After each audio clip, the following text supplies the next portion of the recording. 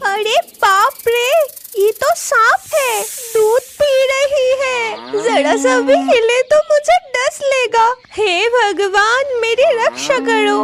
अजी सुनती हो, सूरज सर के ऊपर चढ़ गया। गाय के पास जल्दी चलो। यदि तुम बछड़े को नहीं पकड़ोगे तो मैं गाय के दूध कैसे निकालूंगा? मेरी गोपाल को भूख लगी है और आप भी तो बाजार जाओगे दूध बेचने के लिए। हाँ जी, जल्दी चलो, बहुत देर हो गया आज। फिर वो दोनों गाय के पास चले गए। कुसुमपुर गांव के सारे लोग गवाला थे। वो लोग गाय के दूध और दूध से बने मिठाई बेच के परिवार का देखभाल करता था। उसी गांव के पास वाले जंगल से एक नागराज अपने साथियों के साथ वहां आते हैं और नागराज को दिन भर भूख लगती थी। पूरा दिन वो बस खाते ही रहता था। नागराज के थे दो चेले, ढोड़ा सांप और बोरा सांप। वो अपने चेले ढोड़ा सांप को आदेश किया, ए ढोड़ा, जल्दी जा, मेरे लिए कुछ खाने के लिए ला, मुझे बहुत भूख लगी है। फिर से खाना? अभी तो थोड़ी देर पहले ही 30 मरे हुए चूहा और 20 मेंढक खाए, आपको फिर से भूख लग गया? चुप कर, एकदम चुप। खाने के बारे में मुझे कुछ नहीं कहेगा। इतना सा खा के भूख मिटता है क्या? और अभी मैं बहुत ही प्यासा हूँ, मुझे गाय की मीठा दूध पीने की इच्छा हो रही है। कितने दिनों से मैं दूध नहीं पिया। जाओ, मेरे लिए गाय की दूध लेके आओ। गला सूखा है तो नदी की पानी पीजिए, दूध क्यों पीना है? फिर से बातें, जो कहा है वो करो, और ज्यादा कुछ कहा तो तुम दोनों को मैं सूप बना के पी जाऊंगा। ये कह के ढोड़ा और बोरा जंगल से बाहर चले जाते हैं दूध लाने के लिए। फिर ढोड़ा बोरा से कहता है, अब हमें दूध कहाँ से मिलेगा? पूरा दिन नागराज के लिए खाना जुगाड़ करते करते हम बहुत थक जाते हैं, तब भी इसका भूख नहीं मिटता। पूरा दिन खा खा के एकदम फुटबॉल जैसी गोल हो गया है। अब तो एक दिन फट ही जाएगा। हमारे नसीब में तो कुछ भी नहीं मिलता। ना खा खा के हम कैसे सूखे काठ की तरह बन चुके हैं। सब कुछ खाने के बाद अंत में हमें तो सिर्फ बचा कुचा खाना ही मिलता है। लेकिन दूध तो लेके जाना ही पड़ेगा, सुना नहीं क्या कहा? नहीं तो हम दोनों को ही काट के सूप बना के पी जाएंगे। चलो दूध ढूंढते हैं। इसके बाद वो जंगल से निकल के गाँव में घुस जाते हैं। फिर कुछ दूर आगे जाते ही देखता है कि एक गाय बंधा हुआ है।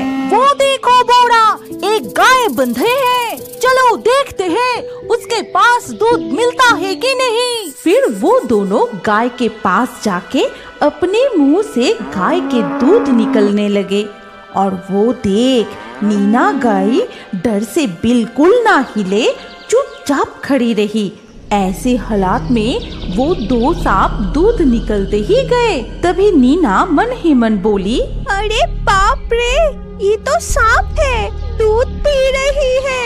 जरा सा भी हिले तो मुझे डस लेगा। हे भगवान, मेरी रक्षा करो। कान खोल के सुन ले, हमारे बारे में किसी को भी कहा तो ऐसा डांसूंगा कि पूरा छवि हो जाएगा। ये बात अच्छे से याद रखना।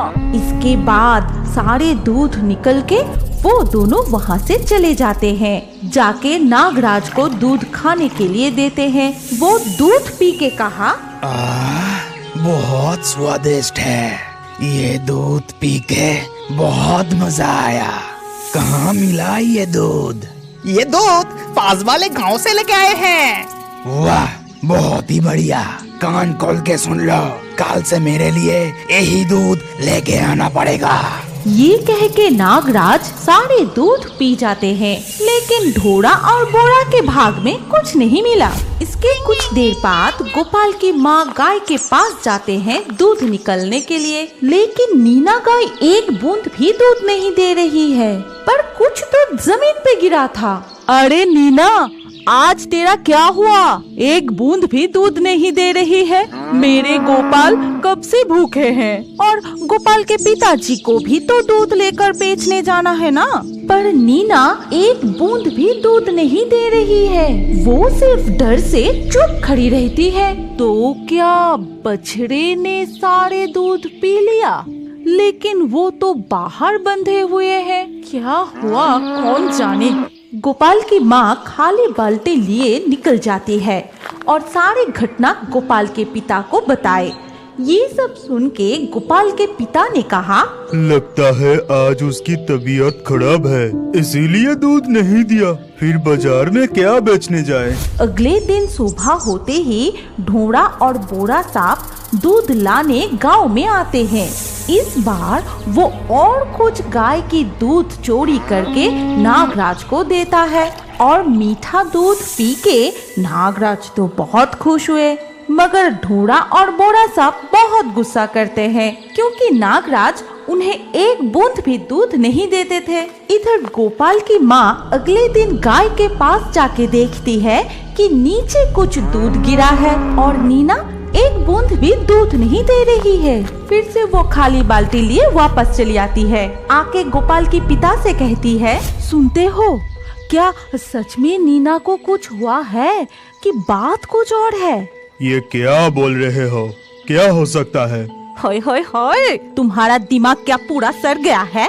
हमारी नीना गाय एकदम तंदुरुस्त है। मुझे लगता है हमसे पहले ही नीना के पास कोई जाके सारे दूध चुरा लेता है। लेकिन हमारे गांव में तो सबकी गाय है, कौन दूध चोरी करेगा? वही तो हमें ढूंढ के निकलना है।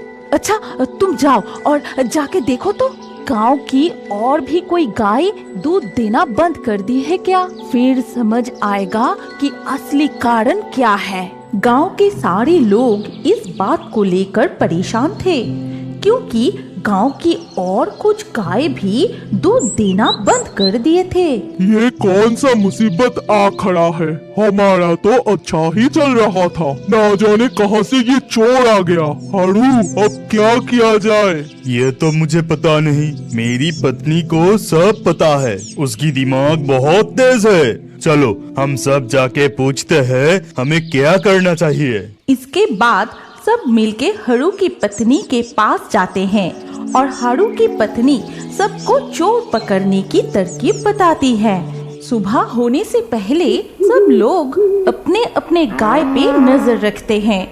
उस दिन ढोड़ा और बोरा राखाल की गाय से दूध चोरी करने के लिए आए थे और सांप को देखते ही राखाल बहुत डर जाता है। अरे बाप रे, सांप है! इसका मतलब सांप दूध चोरी कर रहा है। लेकिन ये दो सांप किसके लिए दूध लेकर जा रहा है? चलो चलकर देखते हैं। इसके बाद राखाल और गांव के कुछ लोग मिलके उस दो सांप की पीछा करते हैं और पीछा करते हुए जंगल में पहुंच के देखते हैं वो दूध नागराज को दिया और ये देख सब डर से भाग के सीधा पहुंच जाते हैं केलो सपेरा के पास और सब मिलके केलो सपेरा को पूरी घटना बताते हैं। फिर सारी बात सुन के केलो सपेरा ने कहा, समझा, यही है वो नागराज। उसे मैं बहुत दिनों से ढूंढ रहा हूँ। आज जाके वो हाथ लगेगा। तुम सब मुझे उस जंगल की तरफ लेके चलो। इसके बाद केलो सपेरा गांव वालों के साथ जंगल की तरफ जाते हैं और वहां पहुंचते ही बीन बजाने लगता है और बीन की धुन सुन के नागराज ने कहा, कौन कौन कौन कौन कौन ये बीन बजा रहा है? बंद करो, इसे बंद करो। कौन शुरू किया बीन बजाना? बंद करो। मैं हूँ तुम्हारा यमराज। बहुत दिनों से तुमको ढूंढ रहा हूँ मैं। तुम फिर से यहाँ पर आके सारे गांव वाले को परेशान करके रखे हो। आज मैं तुम्हारा पुंगी बजा के रहूंगा। ये कह के सपेरा फिर से बीन बजाने लगे और बीन की धुन सुन के डोरा और बोरा वहीं बेहोश हो जाते हैं। फिर नागराज ने कहा, छोड़ दो मुझे। जब मैं मुक्त होऊंगा मैं तुम्हें ऐसे डांसूंगा तुम्हारा छवि दीवार पे लटक जाएगा। सपेरा बीन बजाना बंद नहीं किए और बीन के धुन में आकर्षित होकर नागराज ढोरा और बोरा को 2 हाथ पे उठाए धीरे धीरे सपेरा के पीछे चले जाते हैं। हमारी कहानी यहीं पर समाप्त होती है। अगर आपको ये कहानी अच्छी लगी हो तो इस वीडियो को लाइक करें और अभी और एक नई मजेदार कार्टून देखने के लिए स्क्रीन के ऊपर इस वीडियो को क्लिक कीजिए और हमारे इस चैनल को जल्दी से सब्सक्राइब कर लीजिए।